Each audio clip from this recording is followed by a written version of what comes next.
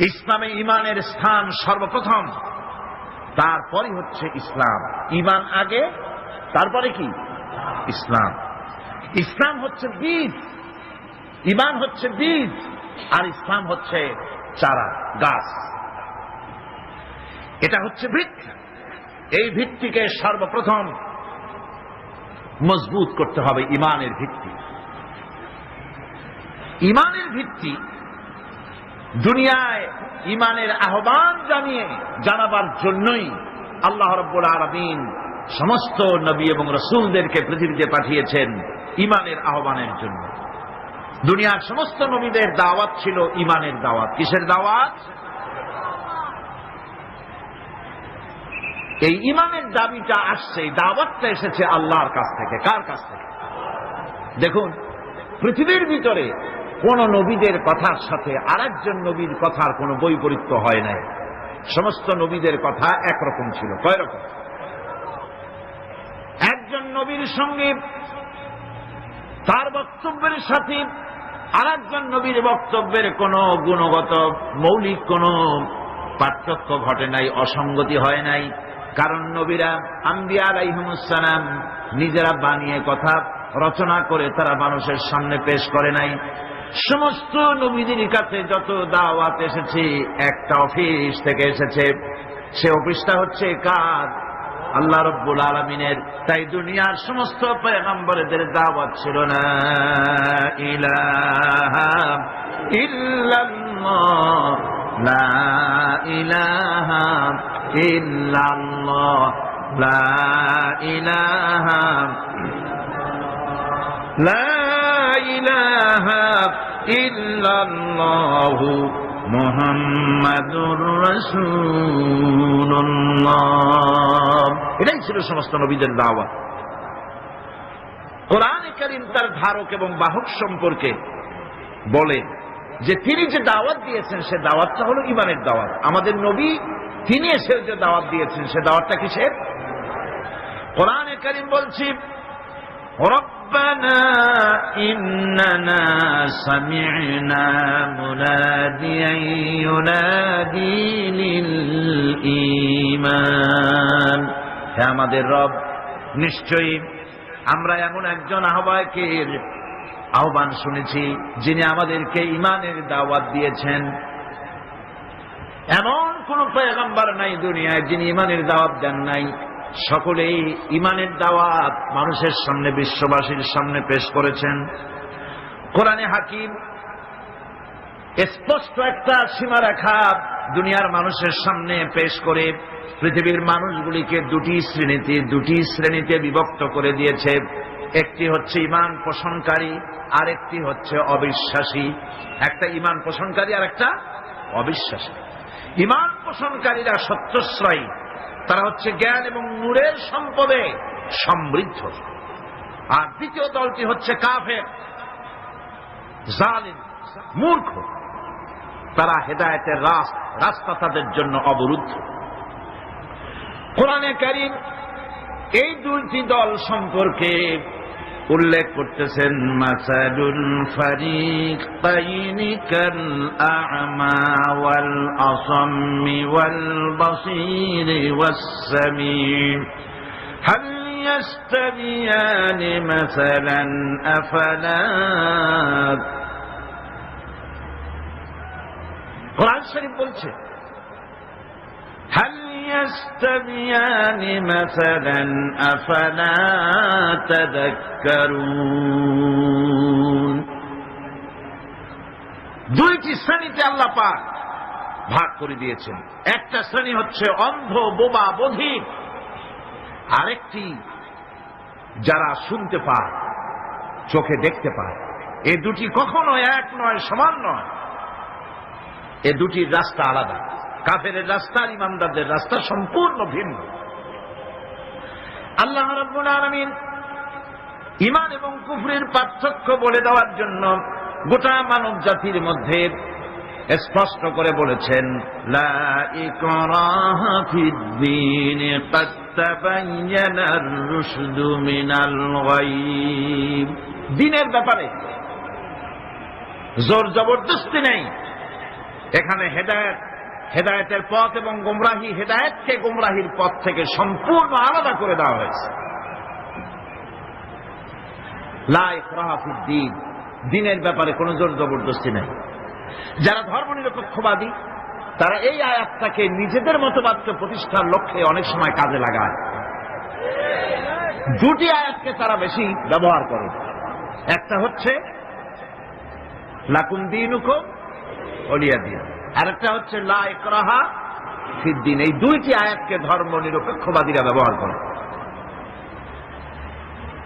এই দুটির কোনটি তাদের আদর্শকে বোঝাবার লক্ষ্যে ব্যবহারের কোনো সুযোগ নাই।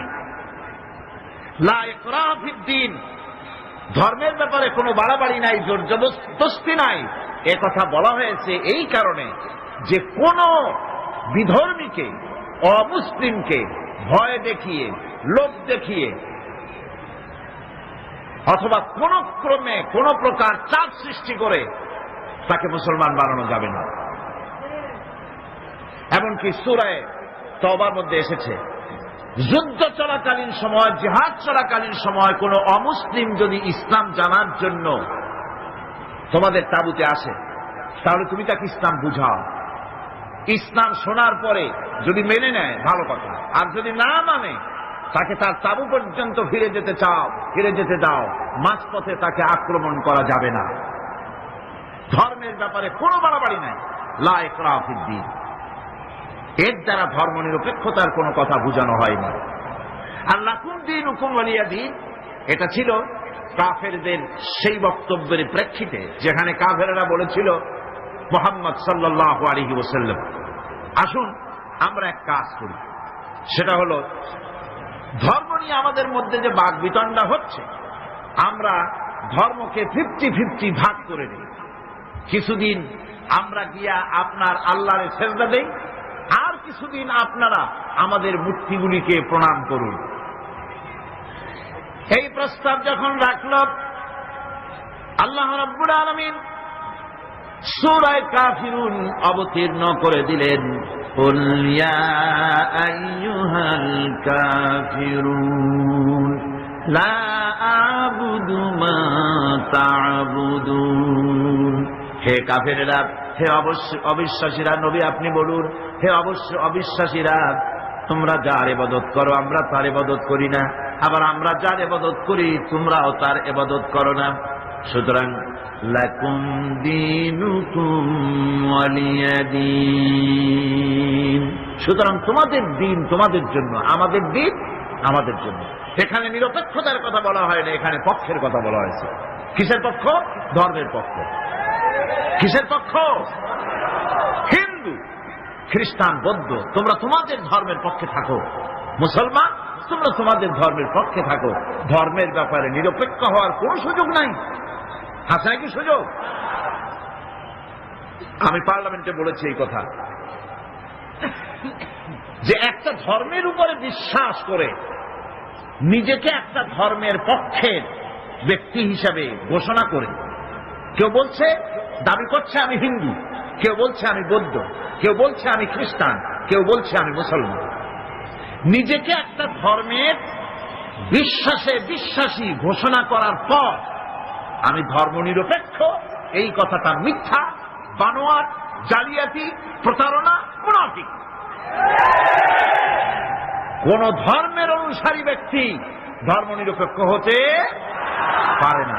কেবলমাত্র নাস্তিক, যারা আল্লাহরে মানে না, আল্লাহকে স্বীকার করে না, ওরা বলতে পারে আমরা ধর্মনিরপেক্ষ, ধর্মের ব্যাপারে আমরা নিরপেক্ষ, গুলো মানি না, বিশ্বাস করি না।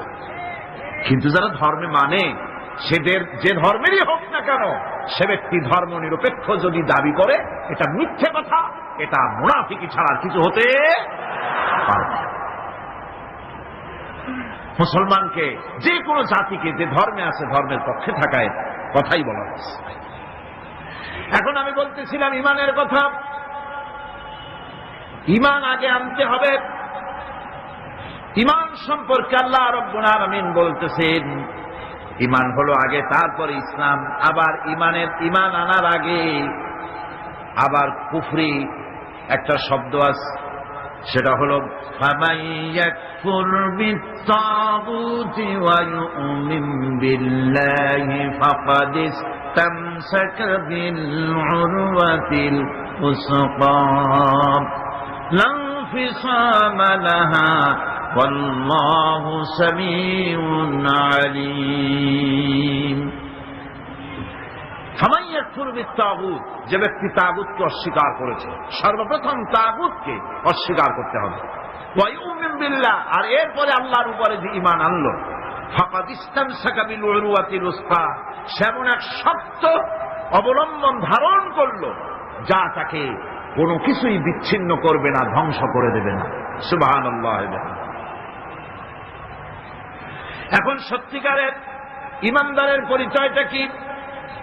কোরআনে কারীম সত্যিকারের ঈমানদারের পরিচয় এভাবে পেশ করতেছে, ইন্নামাল মুমিনুনা আল্লাযীনা আমানু বিল্লাহি ওয়া রাসূলিহি সুম্মা লাম ইয়ারতাবু وجاهدوا بأموالهم وأنفسهم في سبيل الله أولئك هم الصادقون।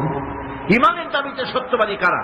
ইন্নামাল মুমিনুনা আল্লাযীনা আমানু বিল্লাহি ওয়া রাসূলিহি, সত্যিকারের মুমিন তো তারা যারা নাকি ঈমান এনেছে আল্লাহর উপর এবং রাসূলের উপরে। এই ঈমান আনার পর সুম্মা লাম ইয়ারতাবু, এরপরে কোন সন্দেহে সে নিগঠিত হয় নাই, কোন সন্দেহ তার মনের মধ্যে জায়গা পায় নাই, আর সে আল্লাহর রাস্তায় জিহাদ করেছে মাল দিয়ে, জান দিয়ে। উলাইকা হুমুস সাদিকুন, এরাই হলো ঈমানের দাবিতে সত্যবাদী। সুম্মা লাম ইয়ারতাবু, অথবা এক বিন্দু সন্দেহ মনের মধ্যে জায়গা দেয় নাই, অর্থাৎ ঈমান আনছি কার উপরে? আল্লাহর উপরে। কার উপরে? আর তার রাসূলের উপরে। আল্লাহ এবং রাসূলের উপরে ঈমান আনার পর যারা আল্লাহ এবং রাসূলের বিধান জীবনের সকল ক্ষেত্রে মানতে পারে নাই, তারাই সন্দেহে নিগঠিত হয়েছে। কথা বুঝতে পেরেছেন? তাদের সন্দেহ এই কোরআন মানুষের জীবন, তার সম্পদ, তার রাজনীতি, তার অর্থনীতি পরিচালনা করতে পারে না। সেই জন্য ধর্মের ব্যাপারে কোরআন মানি, ধর্মের ব্যাপারে নামাজ আর রোজা মানি, কিন্তু রাজনীতিতে ধর্ম মানি না। এটাই হলো সন্দেহ। এটাই কি সন্দেহ, অবিশ্বাস। জীবনকে তারা দুইটা ভাগ করেছে, এক ভাগ রাজনীতির জন্য আর এক ভাগ কিসের জন্য? ধর্মের জন্য। জীবনকে এভাবে দুইটা ভাগ করার কোন অধিকার দেওয়া হয় নাই।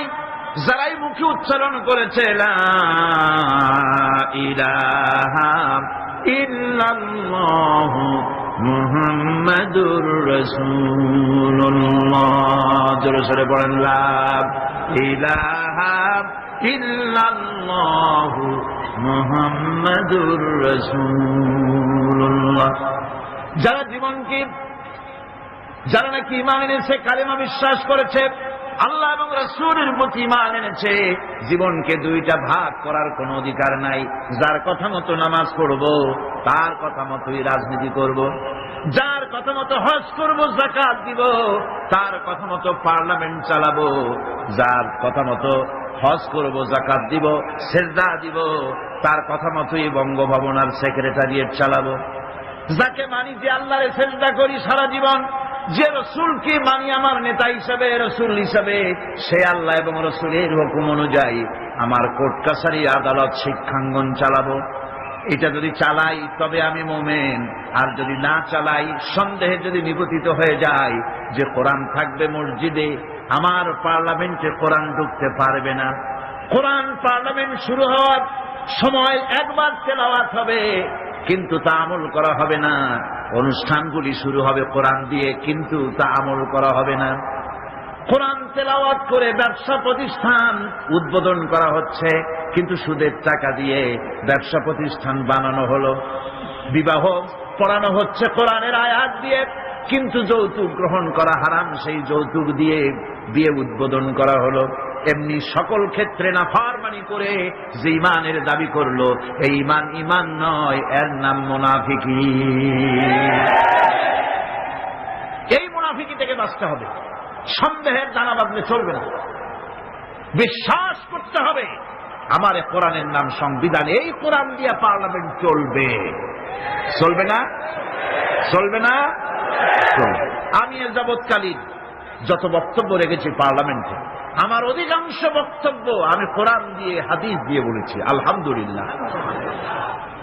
চাই সে শিল্পনীতি, বিদ্যুৎ নীতি, অর্থনীতি, বাজেট, শিক্ষানীতি, আইন শৃঙ্খলা পরিস্থিতি, সবটা কোরআন হাদিস দিয়ে আমি আলোচনা করার চেষ্টা করেছি, আলহামদুলিল্লাহ। আমার এলাকার মানুষের কাছে আমার এটা ওয়াদাও ছিল, নির্বাচনকালীন ওয়াদা। আমি এই ওয়াদা করি নাই যে আপনারা আমাকে ভোট দেন, আমি আপনাদেরকে মুটকির মতো বিশাল রসগোল্লা বানায় দেব, গরুর গাড়ির চাকার মতো জিলাপি বানায় দেব, এইসব কথা বলিনি। রাস্তা দেব, ঘাট দেব, কলেজ দেব, এগুলো বলিনি। আমি বলেছি আমাকে যদি আপনারা ভোট দেন, তাহলে এ যাবৎকাল কোরআনের যেই কথাগুলি মাঠে আর ময়দানে বলেছি, এবার এই কথাগুলি আমি পার্লামেন্টে বলতে চাই। আপনারা যদি ভোট না দেন, পার্লামেন্টে যত বড় পীর হোক, মৌলানা সাহেব হোক, কথা বলতে পারবে না। আপনাদের ভোটটা দরকার। আমার জনগণ, আমার এলাকার পিরোজপুরবাসী, আলহামদুলিল্লাহ, তারা জান বাজি রেখে আমাকে ভোট দিয়েছে।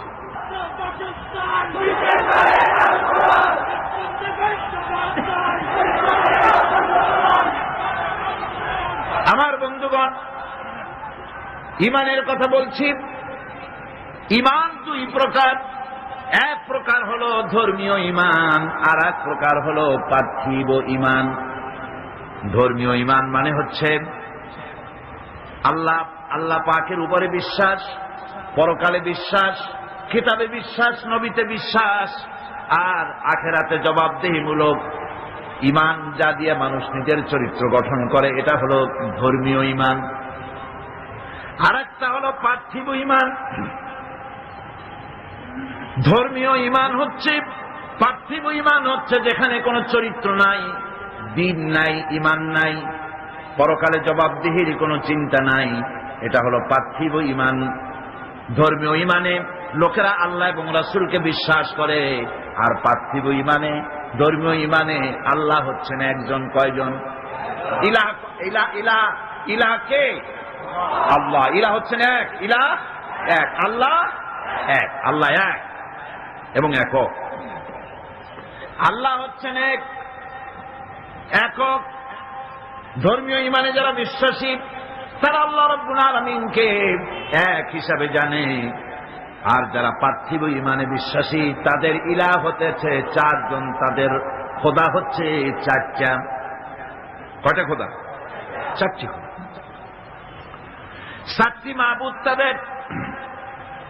এই চারটি খোদা কি তারা চারটি মাবুদের ইবাদত করে তারা চলে। তাদের প্রথম মাবুদ হচ্ছে, তাদের বড় খোদা হচ্ছে তাদের দেশ, তাদের জাতি। তারা দেশের জন্য, জাতির জন্য দেহ, মন, প্রাণ, সম্পদ সব উজাড় করে দিতে পারে, কিন্তু আল্লাহ রাব্বুল আলামিনের সামনে একটা সেজদা দিতেও নারাজ। দেশের জন্য তারা সব করতে পারে, দেশের মহব্বতে সব করতে পারে, কিন্তু আল্লাহর জন্য কিছু করতে পারে না। এই দেশ তারে কে বানাইলেন? কে বানিয়েছেন? আল্লাহ রাব্বুল আলামিন। এদেশের সুখ, শান্তি, সমৃদ্ধি, সম্পদ কে দিয়েছে? সে আল্লাহ পাকের কথা মনে থাকে না, শুধু দেশের জন্য তারা দেশভিত্তিক জাতীয়তা তৈরি করে, দেশভিত্তিক জাতীয়তা। তারপরে ধর্ম তারা বাদ দিয়ে দেয়। বিশ্বকবি ডক্টর আল্লামা ইকবাল রহমতুল্লাহ আলাইহি তিনি সুন্দর করে বলেছেন, কম মজহব সে হ্যায় মজহব জো নহি তুম ভি নহি, কম মজহব সে হ্যায় মজহব জো নহি তুম ভি নহি, জজ্বে বাহম জো নহি মাহফিল আঞ্জুম ভি নহি। ধর্মেতে হয় জাতির গঠন, ধর্ম নাই তো তুমিও নাই, নাইকো যদি মাধ্যাকর্ষণ, গ্রহ সূর্য ভূমিও নাই। ধর্ম দিয়ে জাতির গঠন হয়, ধর্ম হচ্ছে ভিত্তি, তারপরে জাতি। আমি তো আগে মুসলমান, তারপরে আমি বাংলাদেশি। আমি আগে কি, তারপরে কি, আমি বাংলাদেশি। প্রথমে ধর্ম, আমি মুসলমান। এই ধর্ম যদি থাকে আমার জাতীয়তা টিকবে। আমার ধর্ম ছাড়া যদি জাতীয়তা গড়ি, সেই জাতীয়তা মিক্স আপ হয়ে যাবে। সেখানে আমার স্বাতন্ত্র্য, আমার অস্তিত্ব, আমার স্বকীয়তা বজায় থাকবে না। যেমন মাধ্যাকর্ষণ, ল অফ গ্রাভিটেশন আছে বলে চন্দ্র সূর্য গ্রহ নক্ষত্র সব টিকে আছে, ঠিক কিনা? মাধ্যাকর্ষণ যদি না থাকে, গ্রহ উপগ্রহ নক্ষত্র সৌররাজি, solar system, whole solar system, galaxy, Milky Way, পৃথিবী, যা কিছু আল্লাহ সৃষ্টি করেছেন সব ধ্বংসস্তূপে পরিণত হয়ে যাবে। আল্লাহ পাক এটাকে মাধ্যাকর্ষণ শক্তির মাধ্যমে এটাকে টিকায় রেখেছেন। এটা আল্লাহর কুদরত। এরকম অসংখ্য মাধ্যাকর্ষণ বানিয়েছেন, শুধু পৃথিবীর মাধ্যাকর্ষণ নাই, অন্যান্য গ্রহগুলিরও মাধ্যাকর্ষণ আছে, একটা আর একটাকে ধরে রাখার জন্য। মাধ্যাকর্ষণ আছে বলেই যেমন সব আছে, ধর্ম আছে বলে জাতি আছে। ধর্ম থাকবে না, এই জাতীয়তার 4 পয়সার কোনো দাম। এজন্য কবি বলতেছেন, আল্লামা ইকবাল আরো সুন্দর করে বলতেছেন, ইনতাজা খুদামু মে বড়া সবসে वो वतन है, ইনতাজা খুদামু মে बड़ा सबसे वो वतन है, जो इसका पिरहन है वो मजहब का काफन है। इंताजा खुदाऊ बड़ा सबसे वो वतन है। এই 4টা খোদাগুলির মধ্যে, ওদের যে 4টা খোদা, সেই 4টা তাজা 4টা খোদাগুলির মধ্যে সবচেয়ে বড় খোদা হলো ওয়াতান, দেশ। দেশের জন্য গান রচনা করে, দেশের পাখির জন্য গান রচনা করে, দেশের গাছের জন্য গান রচনা করে, দেশের প্রবাহিত নদী নালার জন্য গান তৈরি করে। কিন্তু এই সৌন্দর্য যিনি সৃষ্টি করলেন সেই আল্লাহর নামে একটা অক্ষরও লিখতে রাজি না।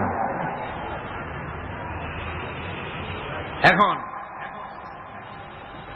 এই 4টা খোদাগুলির মধ্যে সবথেকে বড় খোদা হলো তাদের ওয়াতান, দেশ। দেশের জন্য তারা সব পারে, কিন্তু আল্লাহর জন্য কিচ্ছু পারে না। দেশ তো বাদ দিলে চলবে না, দেশ তো লাগবে। দেশ না থাকলে আমরা থাকবো কোথায়?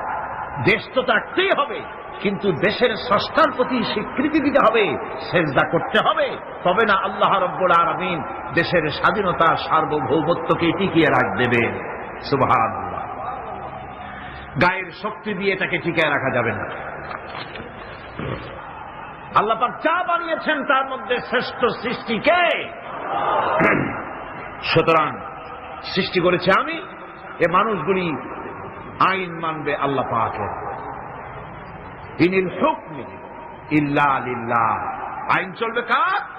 একমাত্র আল্লাহ রাব্বুল আলামিনের। সেই আইন মানলেই শান্তি হবে, নইলে শান্তি পাওয়া যাবে। আছে না একরকম মানুষ যারা বলে, হুজুর মসজিদে যখন যাই খুবই ভালো লাগে, আবার সিনেমায় গেলেও খারাপ লাগে না, মিলাদ শরীফ যখন পড়ি তখনও মজা লাগে, আবার যখন কীর্তন শুনি তাও কিন্তু খারাপ লাগে না, ওয়াজ মাহফিল আসলেও ভালো লাগে, আবার গান শুনতে গেলেও মোটেও খারাপ লাগে না। এইসব মানুষগুলি সম্পর্কে শায়ের বলতেছেন, মসজিদ মে যাকে নামাজ পড়ো, होटल पे जाके शराब पियो, मस्जिद में जाके नमाज पढ़ो, होटल पे जाके शराब पियो, ताकि रहमान भी राजी रहे, शैतान भी नाराज न हो। মসজিদে গিয়ে নামাজ পড়ো আর পানশালায় গিয়া 1 গ্লাস পান করে আসো, যাতে আল্লাহ খুশি থাকে আর শয়তান বেটাও যেন নারাজ না হয়, ওরে একটু খুশি খুশি রাখো। এই চিন্তা নিজের নফস এবং প্রবৃত্তিকে খুশি করা। ইট, ড্রিঙ্ক এন্ড বি ম্যারি, খাও, পান করো, ফুর্তি করো, নো ফুর্তি, নো চিন্তা। দুনিয়া কা মজা লে লো, দুনিয়া তোমারি হ্যায়। এই কয়েকদিনের দুনিয়া, এখানে তো থাকবো না, আমরা সবাই চলে যাব। এই বেলা ভাই মদ খেয়ে নাও, কাল নিশীতের ভরসা কই, চাঁদনি জাগিবে যুগ যুগ ধরি, আমরা তো আর রব না সই। সুতরাং যাওয়ার আগে জনমের মতো ঢালো, পাইকারি দরে খাও।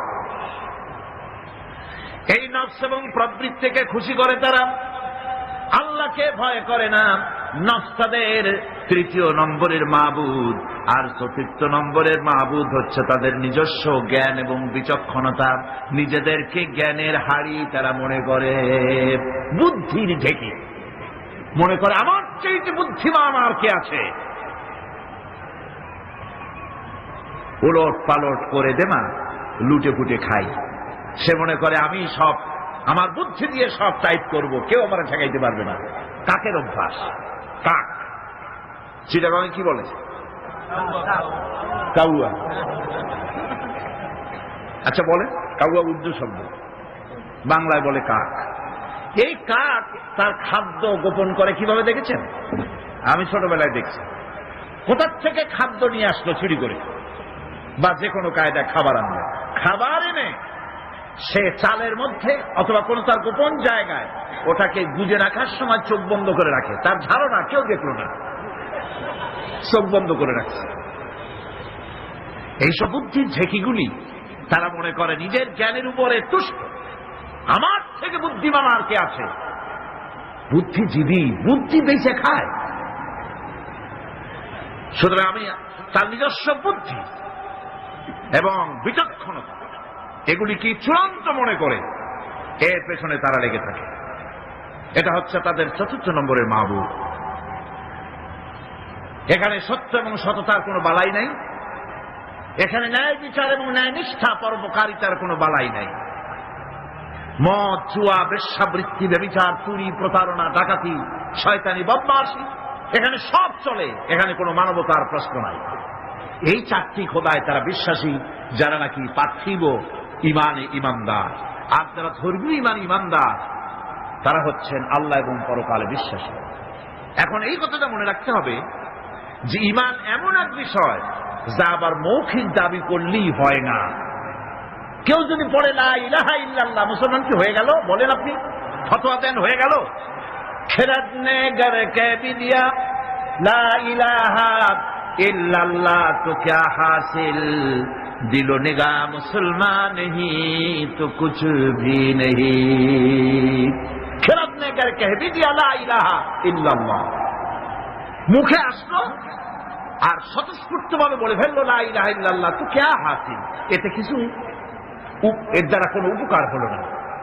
দিল নিগাহ মুসলমান হি তো কুছ ভি নেহি, অর্থাৎ তার মন, তার মস্তিষ্ক লা ইলাহাকে বিশ্বাস করলো না, আমল করলো না। এই কালেমা পড়ার কোনো দাম নাই। এবার আল্লাহর ভাষায় শুনুন, আল্লাহ রাব্বুল আলামিন বলেন وَمِنَ النَّاسِ مَن يَقُولُ آمَنَّا بِاللَّهِ وَبِالْيَوْمِ الْآخِرِ وَمَا هُمْ بِمُؤْمِنِينَ। আল্লাহ রাব্বুল আলামিন বলছেন, লোকেদের মধ্যে এমন অনেক লোক আছে যারা মুখে বলে আল্লাহর উপর ঈমান এনেছি, পরকালকে বিশ্বাস করেছি। আল্লাহ বলেন ওমা হুম বিমুমিনিন, এরা মুমিন না। আল্লাহ কি বলছেন খুব লক্ষ্য করেন। একদিকে মুসলমান হইতে হলে বিশ্বাস করতে হবে কি আল্লাহর পরকাল, রাসূলের উপর ঈমান, এগুলি করতে হবে। একটা লোক ঘোষণা করলো যে আমি আল্লাহ এবং পরকালকে বিশ্বাস করি, এরপরে আল্লাহ পাক বলছেন ওমা হুম বিমুমিনিন, এরা মুমিন না। কারণ এই কথাগুলি তার মুখের মনের কথা না। সে ব্যক্তি, এরকম ব্যক্তি এ মাহফিলও থাকতে পারে। যদি থাকে আল্লাহ রাব্বুল আলামিন তাকে হেদায়েত নসিব করে দিন, আমরা বলি আমিন। সে লোকটিকে আমি আলোচনা করলে আপনি নিজেই বুঝতে পারবেন, যা ভুল তার কাছে ধরা পড়বে। আয়নার সামনে দাঁড়ালে পরে আয়না সব বলে দেয়, ঠিক কিনা?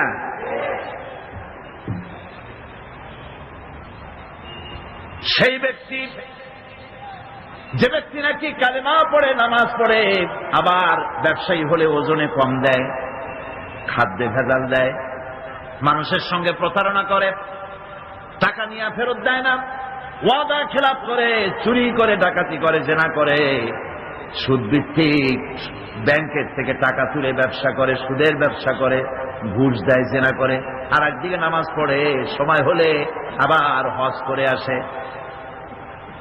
এরকম মানুষ আছে না নাই? এই ধরনের মানুষগুলি ইহরামের কাপড় পরে, হজের নিয়ত করে, জিদ্দায় পা রেখে যখন বলে লাব্বাইক আল্লাহুম্মা লাব্বাইক লাব্বাইক লা শারীকা লাকা লাব্বাইক ইন্নাল হামদা ওয়ান নি'মাতা লাকা ওয়াল মুলক লা শারীকা লাক লাব্বাইক আল্লাহুম্মা লাব্বাইক, আয় আল্লাহ, প্রভু হাজির, প্রভু আমি হাজির, হে আমার রব, তোমার গোলাম হাজির। বান্দা বলে আয় আল্লাহ, গোলাম হাজির। গায়েব থেকে আওয়াজ আসে, আল্লাহর পক্ষ থেকে বলা হয় লা লাব্বাইকা ওয়ালা সাদাইক। বান্দা বলছে আমি উপস্থিত মাবুদ, আর মাবুদ বলছে আমি তোমার উপস্থিতিকে গ্রহণ করলাম না। তুই বলছো হাজির, আমি বলছি তুমি অনুপস্থিত, তোমার উপস্থিতি আমি গ্রহণ করলাম না। কারণ তুমি যে টিকিট করে আসছো, ওইটা হারাম টাকা। যে রামের কাপড় পরেছ, ওইটা হারাম টাকা দিয়ে কেনা। মক্কা মদিনায় যে খরচ করবে, তাবুতে থাকবে, বাস ভাড়া দেবে, যা খাবে, জায়নামাজ কিংবা তসবিহ কিংবা মার্কেটিং করার জন্য যে টাকা আনছো, সব হারাম। তোমার গায়ের গোশত হারাম, তোমার গায়ের রক্ত হারাম। হারামকে পেটটারে সাইজ মতো বানাইছো, এরকম করে হারামের টাকা দিয়া হজ করতে এসেছো, তোমার উপস্থিতি আমি গ্রহণ করলাম না। নাউজুবিল্লাহ। সুতরাং মুমিনের দাবি করলেই হবে না, ইমানের দাবি করলেই হবে না, কাজে তা প্রমাণ করতে হবে। সেটা কি? সেটা হচ্ছে ইন্নাল্লাযীনা ক্বালু রাব্বুনাল্লাহু সুম্মা ইসতাকামু তাতানাজ্জালু আলাইহিমুল মালায়েকা। নিশ্চয় যারা বলে আমাদের রব আল্লাহ, অতঃপর এই কথার উপরে সে দৃঢ়পথ থাকে, ফেরেশতাগণ তার প্রতি ফেরেশতা অবতীর্ণ হয়, অর্থাৎ আল্লাহর রহমত তার উপরে নাজিল হয়। যে ব্যক্তি ইমানের দাবি করে ইমানের উপরে টিকে থাকে, আল্লাহর রহমত তার উপরে নাজিল হতে থাকে। ইমান আনাই শুধু মুখে দাবি করাই শেষ কথা নয়, ইমান আনার পর ইমানের উপরে টিকে থাকা সবচেয়ে বড় কথা। ইমানের উপরে টিকে থাকতে হবে। ইমান হচ্ছে শান্তি এবং সমৃদ্ধির চাবি কাঠি। আমরা কি শান্তি চাই? জোরে বলেন চাই। সেই শান্তি কি চুক্তি করে পাওয়া যাবে? অশান্তি আরো বাড়বে, অশান্তি আরো বাড়বে। চুক্তি করে শান্তি হয়। আমরা যদি দেশে শান্তি চাই, দেশে যদি সমৃদ্ধি চাই, তাহলে তার চাবি কাঠি হতেছে ইমান। ওই শুনুন, আল্লাহ রাব্বুল আলামিন ইমানের কথাই বলছেন, ওয়ালাউ আন্না আহলাল কুরা আমানু ওয়াত্তাকাউ লাফাতাহনা আলাইহিম বারাকাতিম মিনাস সামাই ওয়াল আরদ। ওয়ালাউ আন্না আহলাল কুরা আমানু ওয়াত্তাকাউ, দেশের লোকেরা যদি আমার উপর ঈমান আনে, কে বলতেছেন? কে বলতেছেন? দেশের লোকেরা যদি আমার উপর ঈমান আনে আর আমাকে ভয় করার নীতি যদি অবলম্বন করে চলে, তাহলে আমি আল্লাহ রাব্বুল আলামিন ওই দেশের মানুষের জন্য আকাশের আর জমিনের সব বরকতের দরজা আমি আল্লাহ খুলে দেব। আল্লাহর ওয়াদা মিথ্যা হয়? আল্লাহর ওয়াদা মিথ্যা হয়? কখনো মিথ্যা হয় না। ভাইরা, আমাদের দেশটা তো গরিব না। আমাদের দেশটা কি গরিব? অনেকে বলেন গরিব, কিন্তু আমি বলি না। গরিব হইলে পরে একজন তো শত সহস্র কোটি টাকার মালিক। গরিব হলে এত টাকা, গরিব দেশ হলে ওই লোকটা এত টাকা বানাইল কেমনে? আর একজনের পাও রাখার ট্যাবলেট কেনার পয়সা নেই। একজনের তো 1000 বিঘা জমি আছে, আর একজনের রান্নাঘর উঠাবার জায়গা নাই। একজন তো তার মেয়ে বা ছেলের বিবাহে লক্ষ লক্ষ কোটি টাকা খরচ করছে, আর একজন তো তার বাপ মারা গিয়েছে, কাপড় কেনার পয়সা নাই। এটা বাংলাদেশের ইতিহাস কিনা? তাহলে বোঝা যাচ্ছে দেশে সম্পদ আছে, সম্পদ আছে। কি সম্পদ আছে? আমাদের আছে পশু সম্পদ, গবাদি সম্পদ, আমাদের আছে বনজ সম্পদ, খনিজ সম্পদ, মৎস্য সম্পদ, পানি সম্পদ, মানব সম্পদ, সব সম্পদ আছে। আমাদের কোন জিনিসের অভাব নেই। একটা জিনিসের অভাব, সেটা হলো সৎ নেতৃত্বের অভাব। সৎ নেতৃত্ব, চরিত্রবান নেতৃত্বের অভাব। এই অভাবে সব নষ্ট করে দিয়েছে। আমার দেশের সম্পদ আছে, সম্পদ রক্ষণাবেক্ষণ করার জন্য যে ইমাম দরকার সেটা নাই। আমার দেশের সেদিনও সিলেটের মাগুর ছড়ার 1-2 টাকার নয়, 1-2 হাজার কোটি টাকার নয়, 40,000 কোটি টাকার গ্যাস পুড়ে ভস্ম হয়ে গিয়েছে। আমাদের ইমানি শক্তি নাই, সাহস নাই বলে এই ষড়যন্ত্র হতে পেরেছে, ঠিক কিনা? আমাদের যদি ইমানে শক্তি থাকতো, যারাই ক্ষমতায় আসে ভারতের ভয়তে খালি কাঁপতে থাকে, থরথর করে। আর মেয়ে ভারতকে ভয় করো কেন? সে কি তোমার ক্ষমতায় রাখতে পারবে? কন্যা পারবে? ক্ষমতা রাখতে পারবে কে? ক্ষমতা দেওয়ার মালিক কে? ছিনাই নেওয়ার মালিক কে? সে আল্লাহরে ভয় করো। ওই সাঁতারে ভয় করে কি হবে? কি করতে পারবে সে? ওর শত শত কোটি, ওর 100 কোটি মানুষের সিনায় হিম্মত নাই। আমার 12 কোটি মানুষের সিনায় ওর থেকে লক্ষ কোটি গুণে বেশি হিম্মত আছে। সেই হিম্মতটা কি? সেটা কি?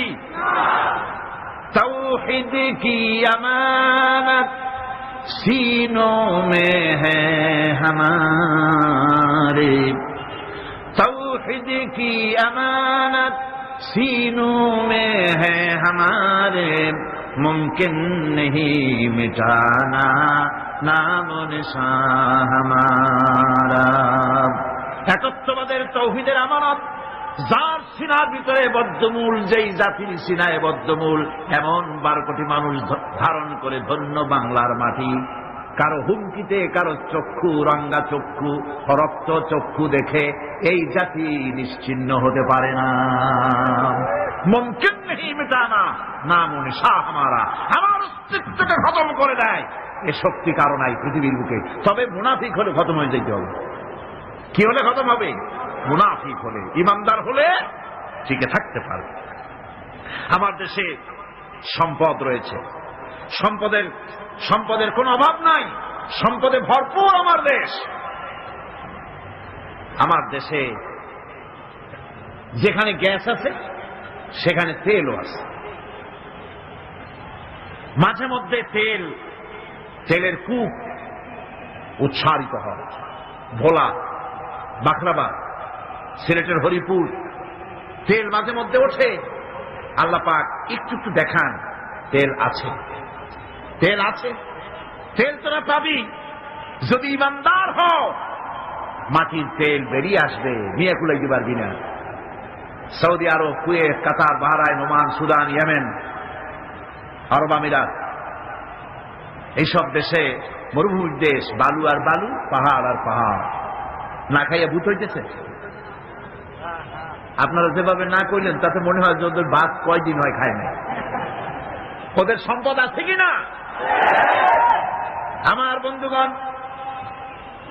মরুভূমির তলা দিয়া বিশ্বনবী রাসূল করিম সাল্লাল্লাহু আলাইহি ওয়াসাল্লামের কদম মোবারক যেই মরুভূমিতে পড়েছে, ওই কদম মোবারকের বরকতে মাটির তলা দিয়া, বালুর তলা দিয়া আল্লাহ সোনা বার করে দিয়েছে। রাসূলের বরকতে মাটির তলা থেকে সোনা বেরিয়ে গেছে, লিকুইড গোল্ড, পেট্রোল বেরিয়েছে। তাদের কোন জিনিসের অভাব নাই। আমরাও আল্লাহর শত্রু নই, আমরাও আল্লাহর বান্দা, আল্লাহর গোলাম। আমরা কি? আমার দেশও আল্লাহ অভাব রাখেন নাই, আমার দেশও আছে। নাই শুধু ঈমান, নাই শুধু চরিত্র, তেল আছে বলি মাঝে মধ্যে আল্লাহ রাব্বুল আলামিন দেখায় দেন তেল আছে, ঈমান আনো, তেল বের করে দেব। আর যদি ঈমান না আনো, ঈমানের নামে যদি মুনাফিকি করো, ক্ষমতায় যাওয়ার আগে বারবার উমরার হজ, ধর্মের নামে হজ, আর সংস্কৃতির নামে ধর্ম আমদানি করার জন্য, মানুষকে বিভ্রান্ত করার জন্য মক্কা মদিনায় দৌড়াদৌড়ি, আর সংস্কৃতি আমদানির জন্য গয়া কাশীতে দৌড়াদৌড়ি। এই যদি অবস্থা হয়ে যায়, মাটির তেল বের হবে না। এই মুনাফিকি যারাই করে তাদের তেল আল্লাহ বের করে দিবে। পারবেন কিনা? পারবেন কিনা? 1000 বার পারবেন। ফাআলুন লিমা ইউরিদ, যা খুশি তিনি তাই করে, ঠিক কিনা? যা খুশি তিনি তাই করে। আমার কাছে 2টা দেশের দৃষ্টান্ত আছে, একটা হচ্ছে রাশিয়া আর একটা হচ্ছে আমেরিকা। রাশিয়ার জনগণ বলছিল দেয়ার ইজ নো গড, রাশিয়ার সরকার এবং তার পূজারীরা তারা বলেছিল দেয়ার ইজ নো গড, স্রষ্টা বলতে কেউ নেই। কারে চ্যালেঞ্জ করলো? বোঝেন বোঝেন কথা বোঝেন? কারে চ্যালেঞ্জ করলো? সরাসরি আল্লাহ কি চ্যালেঞ্জ করে বসছে? সাহস করে আল্লাহ না, আল্লাহ যেন চ্যালেঞ্জটা গ্রহণই করলেন। ইতিহাসের পাতার দিকে যদি তাকাই, লক্ষ্য করে দেখতে পাই আল্লাহ যেন এটাকে চ্যালেঞ্জটাকে গ্রহণই করে ফেললেন।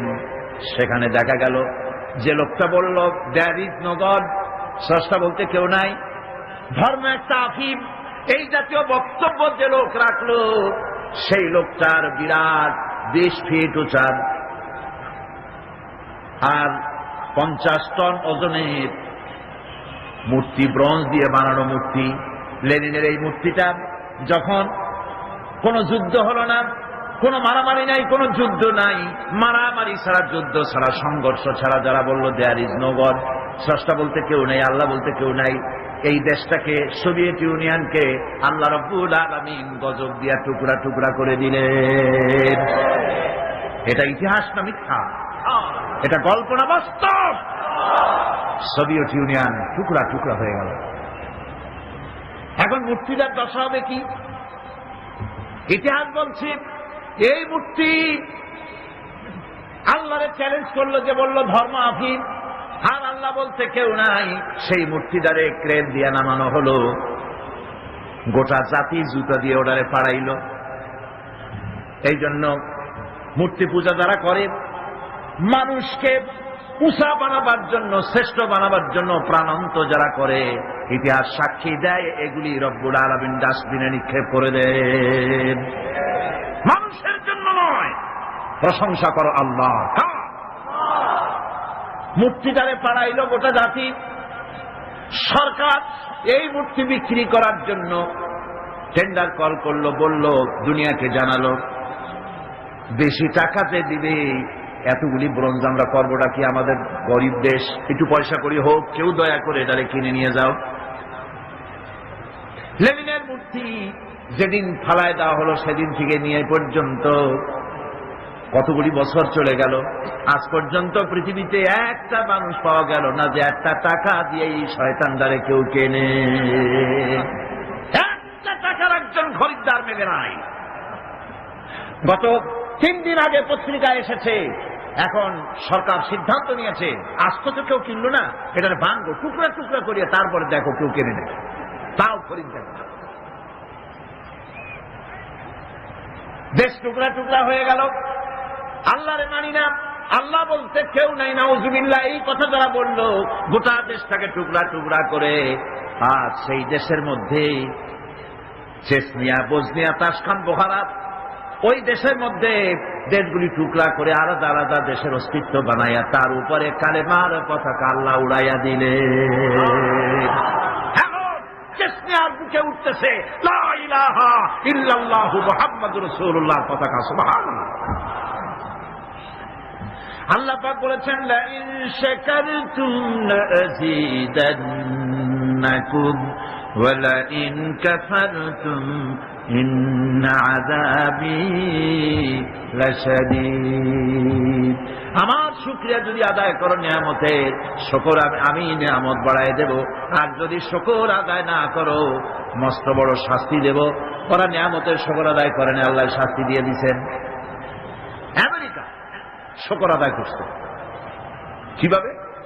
প্রত্যেক বছর নভেম্বর মাসের শেষ বৃহস্পতিবার 29শে নভেম্বর তারা একটা ডে অবজার্ভ করে, থ্যাঙ্কস গিভিং ডে।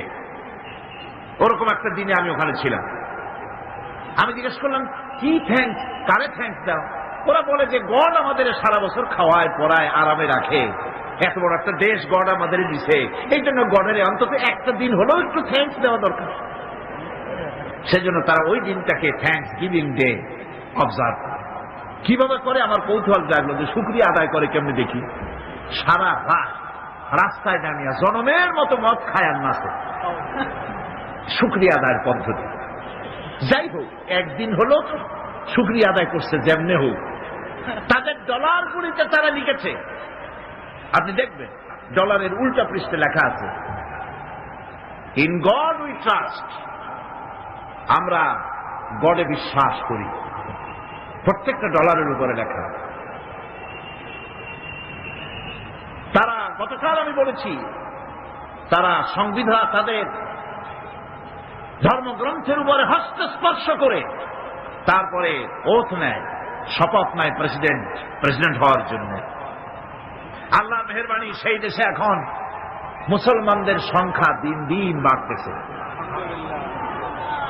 আমি যখন 1982 সনে সর্বপ্রথম আমেরিকা সফর করি, তখন আমি সেখানে দেখেছি মসজিদ ছিল গোটা 3 নিউ ইয়র্ক সিটিতে, গোটা 3 মসজিদ।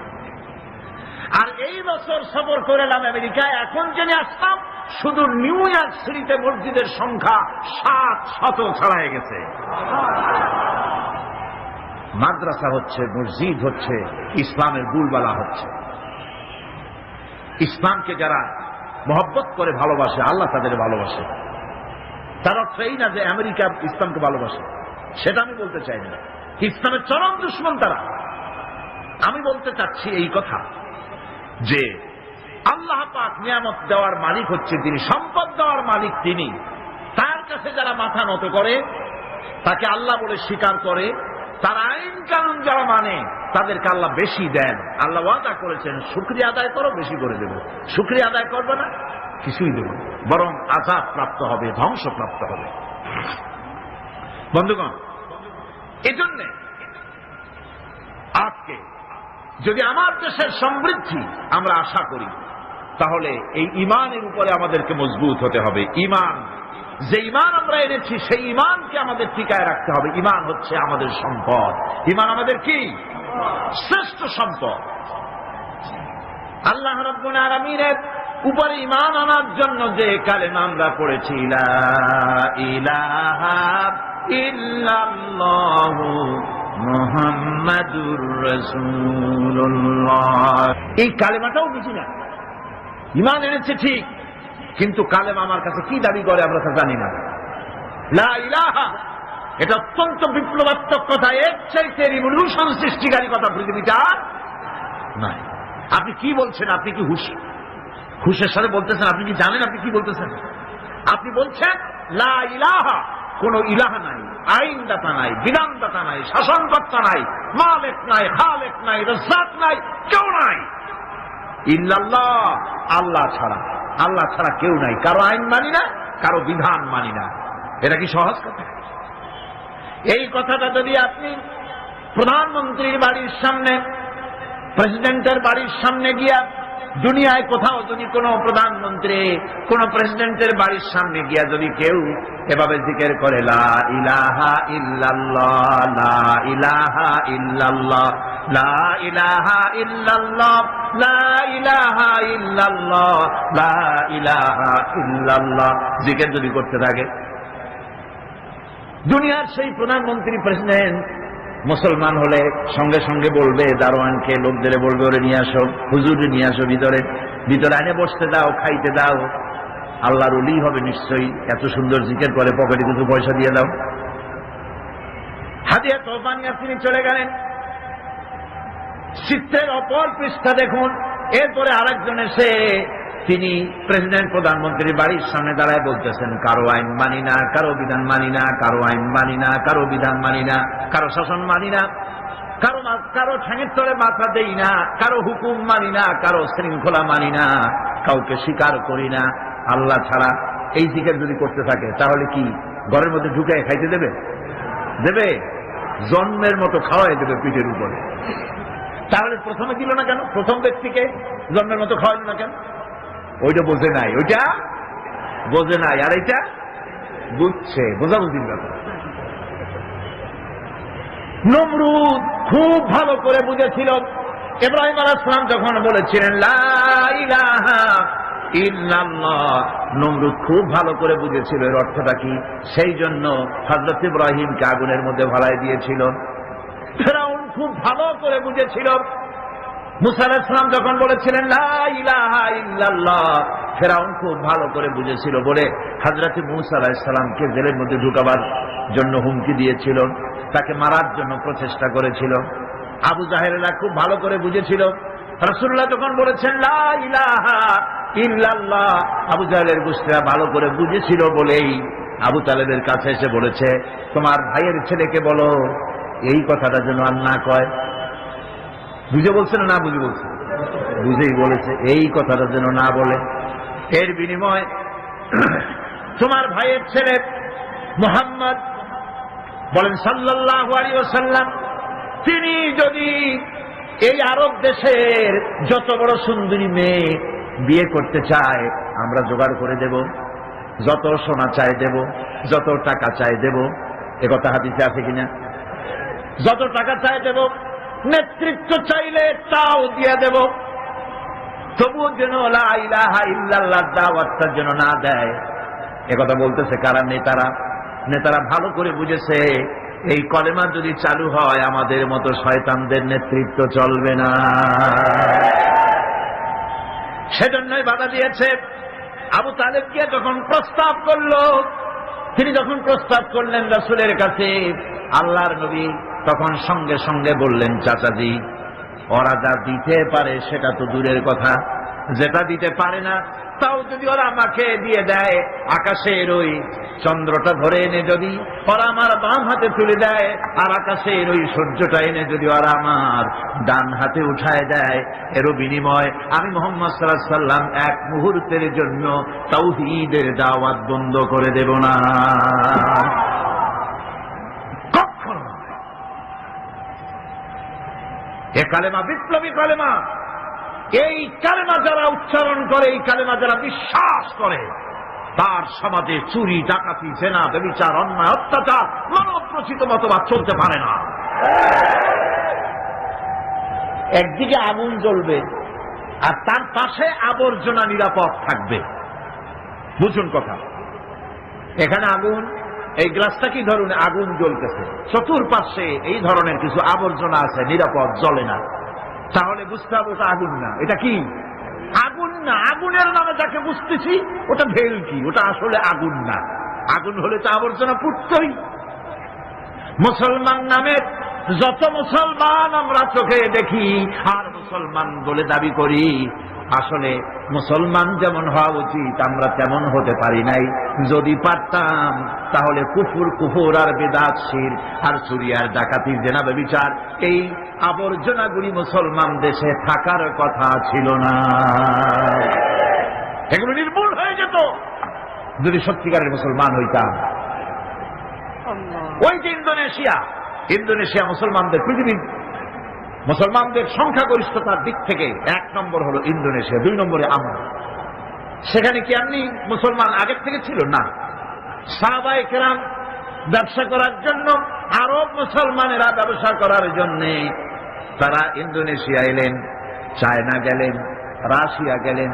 এইসব মুসলমানদের ওঠা বসা, চলাফেরা, ব্যবহার, লেনদেন দেখে দেখে এই মানুষগুলি তাদের শুধু চেহারা দেখে, তাদের আলাপ দেখে, তাদের ওঠা বসা দেখে, তাদের লেনদেন দেখে, তাদের ব্যবহার দেখে, তাদের আমানতদারি বিয়ানাতদারি দেখে আর কোরআন পড়া লাগে নাই, শুধুমাত্র মুসলমান দেখে তারা বলেছে লা ইলাহা ইল্লাল্লাহু মুহাম্মাদুর রাসূলুল্লাহ। এই শান্তি তো চাই। এই মুসলমানগুলির যেমন দেখি এটাই হলো আসল, তারা ইসলাম কবুল করেছে। আজ আমার দেখে তো কেউ মুসলমান হইতে চায় না।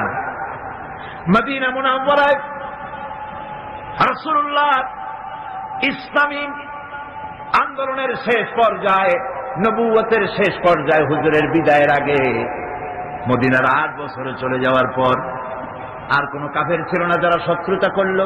তারা দেখলো খামোখাই শত্রুতা করেছে এই লোকটির সাথে, ধর্মের শত্রু মনে করেছিলাম, আসলে তো ভালো মানুষ, আমাদের কারো কোনো ক্ষতি করে নাই, বরং আমরা এখন দরজা খুলে ঘুমাতে পারি, নারীরা একাকিনী যাতায়াত করতে পারে, কারো সাহস নাই চোখ তুলে তাকায়, কেউ মানুষকে হত্যা করে না, চুরি করে না, ডাকাতি করে না, বৃদ্ধদেরকে সম্মান দেওয়া হয়, যুবকদেরকে বেকার ভাতা দেওয়া হয়, শিশুদেরকে খাবার দেওয়া হয়। এমন সুন্দর সমাজ তো পৃথিবীতে আর দেখি নাই। সঙ্গে সঙ্গে লোকগুলি ইসলাম কবুল করতে লাগলো।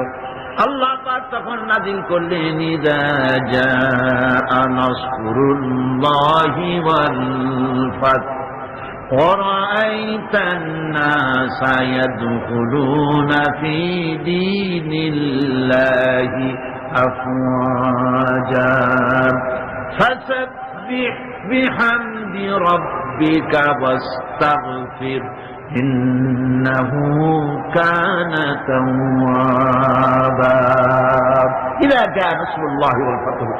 আল্লাহর পক্ষ থেকে যখন বিজয় আসবে, ইসলামের যখন চূড়ান্ত বিজয় আসবে, তখন নবী ওয়ারাইতান নাসা ইয়াদখুলুনা ফি দীনিল্লাহি আফওয়াজা, তখন তুমি দেখতে পাবে দলে দলে লোক ইসলামের মধ্যে প্রবেশ করছে। সুবহানাল্লাহ।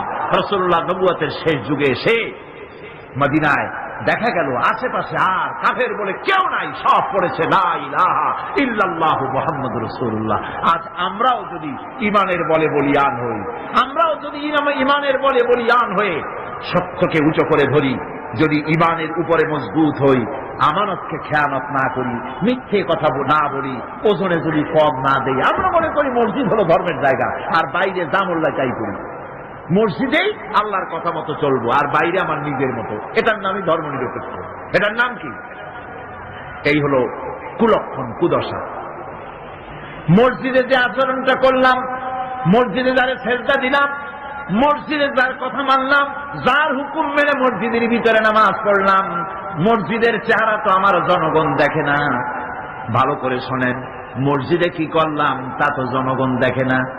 মসজিদের ইমানটা নিয়ে যখন আমি চাষ করতে যাব, কলকারখানায় যাব, খেতে খামারে যাব, অফিসে আদালতে যাব, যখন আমি দোকানদারিতে যাব, তখন আমার চেহারা, আমার আমল জনগণ দেখবে, হিন্দু দেখবে, খ্রিস্টান দেখবে, বৌদ্ধ দেখবে, আর দেখে বলবে এরা তো সত্যই আলাদা প্রকৃতির মানুষ, এরা তো ঘুষ খায় না।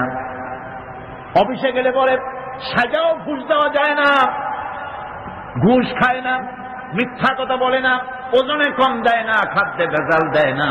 এই দৃশ্য যখন দেখবে, মানুষ থেকে আলাদা একটা স্বতন্ত্র মানুষ হিসেবে যখন দেখবে, আপনার আর তাফসীর করা লাগবে না, আপনার আর ওয়াজ করা লাগবে না, শুধু আপনারে দেখেই অন্য জাতি পড়বে লা ইলাহা ইল্লাল্লাহু মুহাম্মাদুর রাসূলুল্লাহ।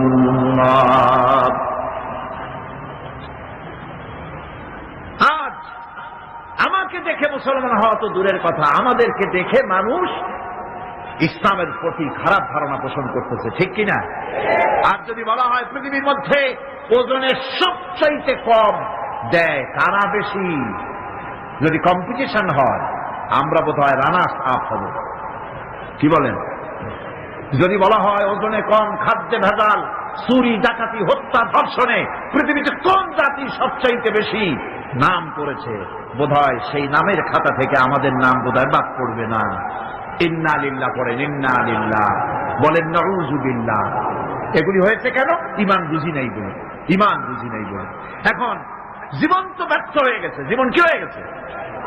এই ব্যর্থ জীবনকে যদি সফল করতে চাই, তাহলে আল্লাহ রাব্বুল আলামিন বলেছেন ইল্লাল্লাযীনা আমানু وعملوا الصالحات وتواصوا بالحق وتواصوا بالصبر। 7টি কাজ করলে জীবন সফল হয়ে যাবে। কয়টা কাজ? 4টা। তার প্রথম কাজটি হলো ঈমান। ঈমান আনো আর ঈমানের উপরে ভিত্তি করে জীবন চালাও। ঈমানের বাইরে জীবন চালালে হবে মুনাফিকি। আমরা ওয়াদা করি মিথ্যে কথা আর বলবো না, এটা ঈমানের পক্ষে না ঈমানের বিপক্ষ? মিথ্যা কথা বলা কি ঈমান বিরোধী কাজ, কবিরা গুনাহ। মিথ্যে কথা বলা কি? সমস্ত গুনার মাকে মিথ্যা কথা। অথচ কথায় কথায়, হাস্যস্থলে, গল্পে স্বল্পে, অহরহ মুসলমানেরা মিথ্যা কথা বলে। কথা ঠিক কিনা? ইল্লা মাশাআল্লাহ। অনেকে বলেন, আবার অনেকে বলে। এই মিথ্যাটাকে আমরা ছাড়তে পারবো? আজকে যারা আসছি, জীবন গেলেও মিথ্যা বলবো না। পারি আমরা ওয়াদা করতে? মিথ্যা বলবো না, অহংকার করব না, ওজনে কম দিব না, খাদ্যে ভেজাল দিব না, জমিনের আইন ফেলবো না, প্রতিবেশীর হক নষ্ট করব না, প্রতারণা করব না। এগুলি যদি করি তাহলেই আমরা মুসলমান। তাহলে আমরা কি? আরে ভাই, মুসলমান একটা আলাদা জাতিদের আল্লাহ বানালেন। এটা কি জন্য? এই জন্য যে আপনারা গরু গোশত খাইয়া শেষ করে ফেলাবেন গরুগুলা। এজন্য তো শকুন যথেষ্ট ছিল, ঠিক কিনা? কর শকুন কি কম আছে নাকি? গরু কমাবার ইচ্ছাই যদি আল্লাহর থাকে তো মুসলমান বানাবার দরকার কি? শকুনের জন্মের খাওয়া খাও। শুধু গরু খাওয়ার জন্য মুসলমান বানানো হয়নি, একটা আলাদা জাতি আল্লাহ পাক সৃষ্টি করেছিলেন। সেটাই জন্য কাযালিকা জাআলনাকুম উম্মাতান ওয়াসাতান লিতাকুনু শুহাদা আলান নাস। আমি তোমাদেরকে পৃথিবীর সাক্ষী বানাতে চাইছি। সুবহানাল্লাহ, জোরে বল সুবহানাল্লাহ। আল্লাহ রাব্বুল আলামিন বলেন, আমার মানসা হচ্ছে, আমার ইচ্ছে হলো তাম পৃথিবীর বুকে আমি চাই মুসলমানেরা তারা হবে দুনিয়ার মানুষের সাক্ষী, আর দুনিয়ার মানুষের সাক্ষী হবে মুসলমান। আমাদের সাক্ষী কিয়ামতে হবে আল্লাহ রসুল হবেন সাক্ষী। দুনিয়ার মানুষের সাক্ষী মুসলমান হবে। সাক্ষী কি? সাক্ষী হচ্ছে, এ মাহফিল আমি আরো বলেছি, সাক্ষী হচ্ছে ওই যে পুকুর কাটে মানুষ, রাস্তা বানাবার জন্য মাটি কাটে, সেই মাটি কাটতে গিয়া যে কুয়া খনন করে তার মধ্যে একটা উঁচা ঢিবির মতো বানায়া রাখে। এটারে কি কয়? ওটা কিসের সাক্ষী? মাটি কাটার সাক্ষী।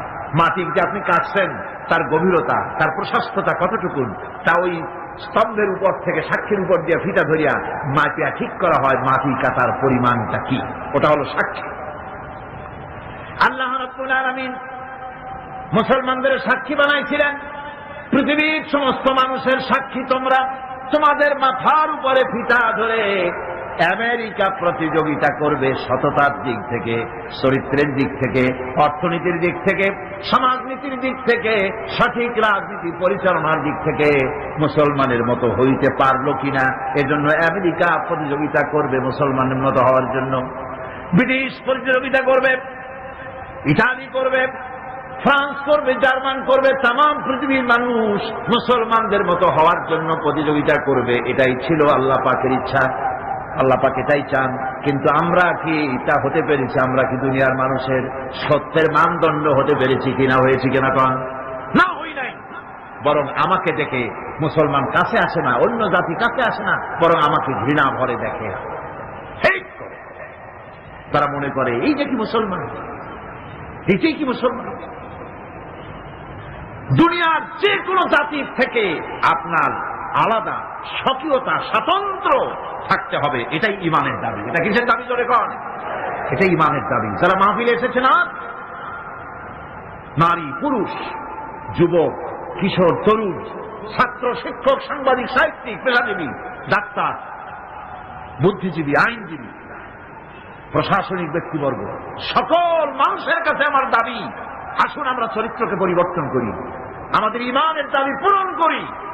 মিথ্যা, জেনা, জুয়া, অসত্য, অহংকার, মিথ্যাচার, ব্যভিচার, অন্যায়, জল ইত্যাদি থেকে আমরা নিজেকে রক্ষা করি, অন্যকেও বাঁচাই, সৎ চরিত্রের উপরে জীবন যাপন করি। শান্তি আল্লাহ পাক এই জমিনে ফিরিয়ে দিবেন যদি আমরা সত্যিকারের ইমানের উপরে চলতে পারি।